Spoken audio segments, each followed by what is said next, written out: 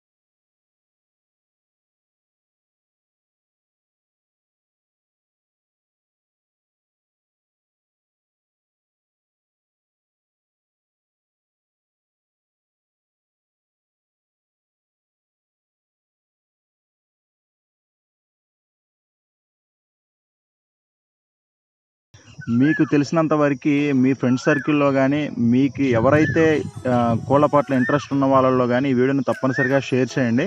ఎందుకంటే మనకు ఉపయోగపడకపోయినా మన ఫ్రెండ్స్కి అనేది కంపల్సరీగా ఉపయోగపడుతుందండి. దయచేసి షేర్ చేయండి. Thank you friends. అలాగే మీ సలహాలు సూచనలను కామెంట్ రూపంలో తెలియజేయండి.